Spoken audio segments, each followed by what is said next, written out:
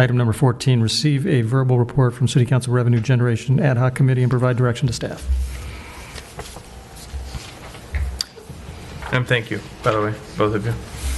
What do I point to advance it? Do I point to the screen? Do I point to the projector? Okay, can you make that so it's just one page at a time, please? So maybe make it larger or something? Make it, well, yeah, like This is a PDF. So I don't think your scroll button's going to work because it works on Okay, well, PowerPoint presentation. Maybe we'll be a team, you can. and you'll get to preview what's coming up. Okay, so today's discussion, there at the bottom of the screen, we're going to talk about the ad hoc objectives and considerations, talk a little bit about city revenue history, then revenue generation opportunities and next steps. So next page is on the objectives. So our objectives were to identify revenue generation opportunities, both new sources and modification to existing sources for non-tax and tax. And our considerations that we had to factor in were that there was limited staff time available, that new or revised tax revenue requires a ballot measure, and it's got to be submitted at least 88 days before the designated election date. And there's two general categories here. One is the general tax, which means its use is not specified. That requires a council vote of 4 out of 5. And the public vote to pass that would be a simple majority, so 50% plus 1. And those can only be held in even years when a council election is being held, unless the tax originates from a voter initiative. And then you can, do it as a special election. A special or a parcel tax requires 3 out of 5 council members to approve it. The public needs to, 67% has to vote in support of it in order for it to pass, and there are no restrictions. So this gets, Victoria, to the question you brought up when we were talking to NBS, there's no restriction on the timing for when we do that. Next. So just a little bit of revenue history. The majority, or 78% of cities' revenue flows from taxes, including the parcel tax, which currently accounts for about 23% of revenue and sunsets in 2027. Just for historical perspective, in previous years, the parcel tax was more like 25%, but because there's no escalator, it becomes a smaller percentage. Next slide. We talked a little bit about this with HDL, but I didn't know they were going to be on the agenda when I made this. But I think it bears repeating that the City of Palos Verdes Estates only receives 11.3 cents of every dollar property owners in PVE spend on the ad valorem property taxes. So if you think about your property tax bill, there's 3 sections. The first section is the ad valorem, which is the 1% of the assessed value. The second is around voter indebtedness, such as bonds. And then the third is around district assessment. So the 11.3 cents is really off of the top one. Next slide. Talk a little bit about sales tax. So while the sales tax in our city is 9.5%, this tax is sent to the state, and then the state, through the State Board of Equalization, distributes it out.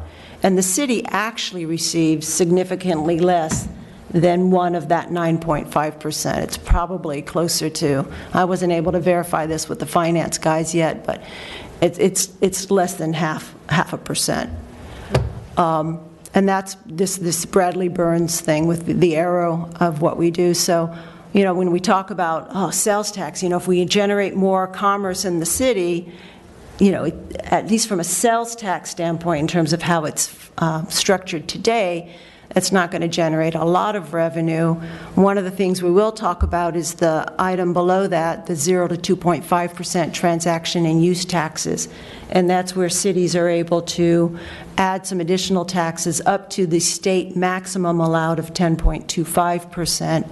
So if we've got 9.5%, there's 0.75, or as David likes to say, 75 basis points, because he's the finance guy, that could be available to us if we wanted to pass a tax around that, but we'll talk about that in a little bit. Next slide, please. The city has relied on a patchwork of special taxes to fund fire, police, and capital improvements, and the last capital improvement tax ended in 2013. So the top two lines are the property taxes that we've done, and then we've got business license, which, even though we call it a fee, is a tax. So in the slide here, I just went back to 1991. So at one point, we had a fire suppression benefit district, and during that time, we had a utility users tax, which was 10%, and that funded CIP. Then the fire suppression benefit district got transitioned to a fire parcel tax, so that was passed twice. And during that time period, there was also a sewer tax. And then we had the failure of Measure D, which gave us that blank year there in 2017, and then our current parcel tax is Measure E for the PD. One thing to note is that, even back in the 1980s, there was a parcel tax, and that parcel tax actually partially covered fire, police, paramedic services, and parklands maintenance. So there's been a variety of taxes and things that we've used to fund various services that the city provides. So now we transition into the revenue opportunities, and we looked at historical revenue trends, revenues in other cities, just to see how they're generating money, and resident and staff suggestions. And it led to an initial set of non-tax revenue opportunities that are categorized in 4 groups. Under services, one might look at the plaza restaurant and shops and the upscale restaurant and say, well, wait a minute, that's really about sales tax. The reason we included it in this group is it wouldn't have to go on a ballot measure. So even though the revenue that would come to us would be through taxes, because it wouldn't have to go on a ballot, we decided to group it in this group. In operations, we included increased parking enforcement, and this is from the historical data. Back in 2012, the city was collecting about $148,000 in parking fines, and that amount has declined continually through the years, and for this year, the budget is $28,000. And elimination of the traffic control officer definitely has played a role in that. I know PD's working to cover that, but the decline, happened even before we got rid of the traffic control officer. We also added, put business licenses here under operations. It actually falls both on the tax and non-tax side. For the non-tax side, it's really about enforcement, it doesn't, and so improving enforcement wouldn't require a ballot measure, so that was the criteria that we used. Better enforcement of our business licenses is part of the service, or part of our contract with HDL, and but you've got to do us specifically formally ask for it. We can talk about that at some point, but HDL tells us they think the biggest opportunity around enforcement is around rental properties, because our code requires that if somebody owns a property and they're renting out their house, that they're supposed to have a business license, and a lot of property owners don't know that. But that was one of the things that when we talked with HDL, they were like, that's what they thought an opportunity was around enforcement. The other thing under operations we put was the updated fee schedule, and while that's not traditionally considered revenue, by updating it for the COLA over the years, it keeps up with the costs and helps reduce the subsidies that we are needed from the operating revenue to do that. The one other thing I want to talk about is funding sources. Last year, and part of our work, we learned that there are some restrictions on the city's ability to restrict short-term rentals in certain areas of the city. And one of our previous city managers thought there might be an opportunity to collect a transient occupancy tax on the rentals via an ordinance. And so that's why it's here. We hadn't really investigated it, and I talked with Trevor about it today, and he told me that actually before you could do the ordinance, you'd have to pass a transient occupancy tax. So that fits in both areas. Okay, next page. So what we did is we took all of those opportunities and we arrayed them for relative to the revenue opportunity and the ease of implementation, with the sweet spot being the upper right corner where it's the most revenue opportunity for the least amount of work to do it. So on the next page, we show how we arrayed those, and what you'll see is there's nothing in the sweet spot. Okay, let's go home. There's lots of low-hanging fruit, but what you see is that none of the items in and of themselves is really enough to replace the parcel tax or some of the, the $4 to $5 million that Elaine and Robert have talked to us about when you look at the budget. But they do contribute, and they can help to offset some of the operating costs. So sadly, on our side, we don't see the color, so hopefully the people at home can see it. So what we did was we started with the low-hanging fruit there on the right-hand bottom corner there, and the 3 items that have check marks are things that the city has actually completed this year. We updated the master fee schedule. We renewed the tennis club's concession agreement, which redefined gross receipts and has added, at least $100,000 to our revenue stream.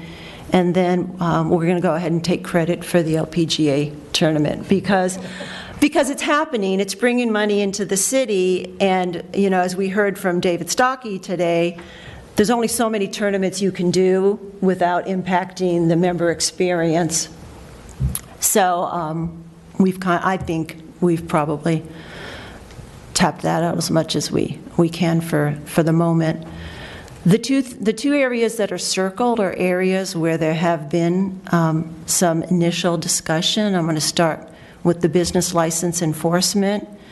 As I said, it's part of the HDL contract. They require a formal request from the city to actually do what they call discovery, because they've had some bad experiences in the past. David Reddy actually did submit a formal request before he left, but I don't know if there's been any fruit from that effort, because I'm not sure who HDL would report out to, and I tried to follow up and didn't get a response.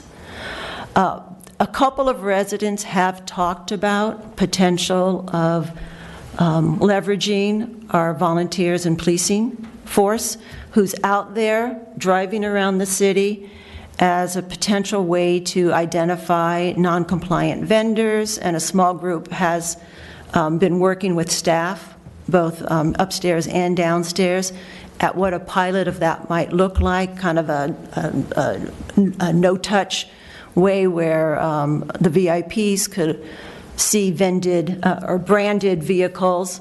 If they don't have the business license sticker, we could just pass that information on to HDL. That project has been put on hold a bit with the transition with the city manager and all the other priorities, but that is something that we could pursue. And then the second circled area is around paid parking. Initial discussions with vendors who would do a paid parking study gave us a range of opinions. One thought it wasn't worth the effort. Another one thought that it could be a small but mighty revenue stream. And, council discussed conducting a study, and I know that's on Elaine's very long list. So hopefully we'll be able to, at some point, free her up to be able to pursue that. So that's the story on the non-tax revenue growth opportunities in terms of at least how the ad hoc looked at what the opportunities were and what our approach was. The one other thing I want to just point out is due to the compactness of this space, it's general relative spacing. It's not, don't go with your ruler and say, wait a minute, this should be $100,000 and that should be $200,000. Should Okay.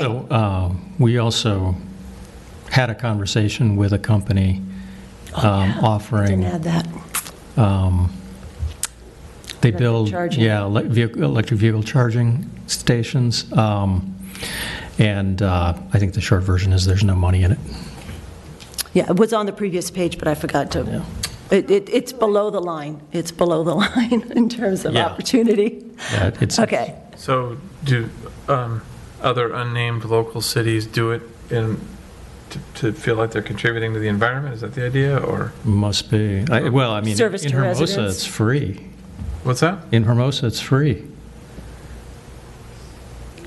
In most municipal properties, they're installing free chargers using a grant from SE, but they're not charging for electricity. It's a free charge. Okay, let's move on to, did you want to? Well, go ahead. I Okay. got a question. I'll- Let's- So we did a similar assessment and identified an initial set of tax revenue opportunities. Obviously, updating the parcel tax, the current one expires in '27. Updating the business license tax, so this is the tax side of it. We haven't updated our business license tax since 2015. We don't have a COLA adjustment. Many other cities have COLA adjustments. It's written into their code. For example, our contractor fee is $250. RPVs is $384. Manhattan Beach and Hermosa Beach are over $400. So we're definitely on the low side of that. But that would have to go on a ballot measure. The other, next one is the transaction and use tax I talked about, that there's the potential to add 75 basis points to that. Utility user tax, something we've had in the past. And that was another area that HDL thought would have some real potential, because I believe there's a new law that's either coming up or that's recently been enacted, where a lot of the streaming services are going to be considered or applied to utility user taxes, and a number of our neighboring cities have them. RPV's got a 3% one, Redondo 4.75, Torrance 6.5%. Increased property transfer tax is something we've heard people talk about. I know the woman from HDL talked about that. The challenge there is you have to become a charter city to be able to do that. For example, ours is 0.55%. Redondo Beach, which is a charter cities, is like 2.2%. So it's like 4 times ours. The transient occupancy tax, it would either require that we have a hotel or approval of short-term rentals, or it could be a precursor to at least getting some revenue from these short-term rentals that we're not able to disallow. And then finally, when we were doing all of the La Venta work, there was a question about whether, is a banquet tax, does that, something like that make sense? So we arrayed these. The circles are the special taxes that require 2/3 of a vote. The squares just require the simple majority. A utility tax and the transaction and use tax could be either, whether we decide it was going to be general or a specific use. Sorry, so a utility tax has both options. Why is one a circle? Because we could say it's a utility tax only for capital improvement, or we could just say it's a utility tax. General use. And so if you actually specify it for CIP, it requires a 67% vote? Yes. But a lot of I'll cities, skip the editorial, but I've got one. but a lot of cities do that because, then people can decide, they know what it's going to be used for. So nothing is really in the sweet spot again. We put the business license fee update closer on the easier side because people are more likely to approve something that somebody else has to pay them themselves. The most difficult, we thought, was probably the transfer tax increase because it requires a charter city. And that's about as far as we got. We didn't really investigate this further because we're getting ready to, at the time, to hire NBS, who was going to be working on our tax stuff. And so we have recommended next steps for the next 12 months. I think we talked about this at our ad hoc review session, to dissolve the ad hoc, to conduct a paid parking study, a recommendation to improve parking enforcement because it will be a necessary capability for paid parking. Everyone we talked to said the first thing you need to do is have good enforcement, to consider enhancing our business license enforcement, and then to consult with NBS on the tax revenue options for a ballot measure for November 24 or March 25. So I don't know, Jim, if you wanted to, the other thing that I didn't include there on the ideas was the one that you had brought up about whether it made sense to look at some of our major remodels or square footage gains and kind of do a sampling to see if we're actually getting full tax value out of that. Yeah. Can you go back? I've got a couple of questions. Go back to the tax, sales tax. So One of it's the- like one of page 5 or something like that? No, you were right there. Go back. Oh, that one? No. Okay. You got 75, as you call it, basis points allowed. It's my understanding that if we were to do that sales tax, that 75 basis points would go directly to the city. Correct. It doesn't go through all those formulas and the haircuts. And it would apply to internet sales, and it would apply to car sales, or car registration or leases, as long as they're domiciled in PVE. And that could be, I know a few years ago, that was a few $100,000 at a minimum, and with the internet increased sales and the Amazon trucks that are blocking the streets, I think. And we don't have to ask for 0.75. What? We don't have to ask for the whole thing. No, well, the .75 is Total up, yeah. available, Right. and if we don't take it as a city, the county could take it away and utilize it somewhere else. Most other cities, They will. they will, yes. I said most. Long Beach is already at 10.25. Yeah, we've learned that, if we don't take it, someone else is going to grab it. Well, The risk being then everyone will be paying 10.25, except it'll be going somewhere else. It wouldn't come to us. Right. It Okay, would, that's and one. I assume that the consultant would do this. On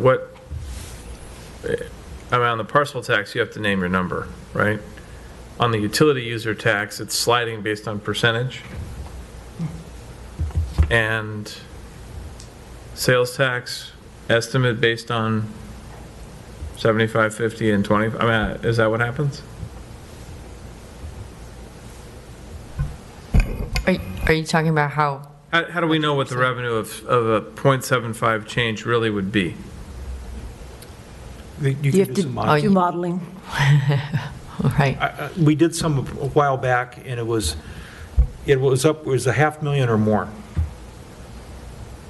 You just have to agree on the assumptions.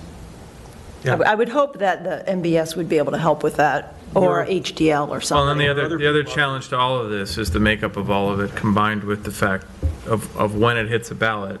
Do Right, they compete with each other? Right. exactly. I mean, there's got to be a strategy.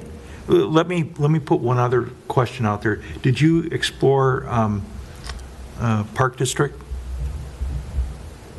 No, we didn't, because we really focused on the non-tax, knowing that. Well, one of the things that at least we ought to put on the table, Merlest is a good example of a park district. And there's a special tax that goes on to the residents' bill that could be dedicated for fire mitigation and for any of the open space, our 28% parkland. Do those require a separate elected board? I don't know whether it has a separate board. Elaine, you might know better than I do. I don't think so. That's a special district, like a library. It's got its board, and it's got its own governing body. But I think what Councilmember McGowan is saying is a assessment district that talks about maintaining something within the district, and then the folks that are in the district gets assessed for the fee. So we could have a French drain maintenance district, in other words? I think that's what Trevor suggested before. Yeah, that's a possibility, but we could also have an open space parks district. Right. And cover all the 28%. weed and whatever. Interesting. Well, and I think that's what, when MBS was talking about, that's what I thought they were talking about when they were talking about their community facilities districts or whatever, so. Well, there's a different combinations of them, yeah. Anything else? No. I'll note there's no public for the comment. So next step is engagement with the consultant. Yes, engagement with MBS, and then at some point doing a paid parking study. Okay, thank you. And then doing a couple of the operational things. Carol, can you pull down to the last slide? Okay. Can you pull it to the last slide?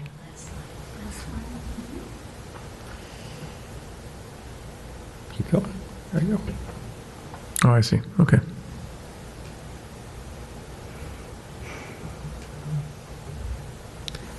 And we're basically already doing all these things, so.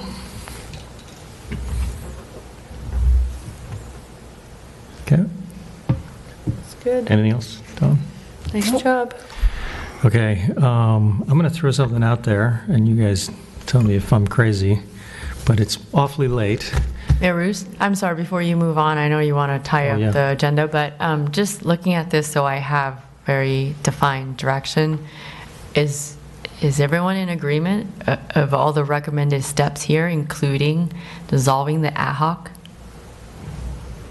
Yeah. Yes. I am. Yes. Yes. Okay, and then, of course, everyone's in agreement on the list of items here as well? All 5. Great, thank you so much. Okay. I have a feeling that number 15 is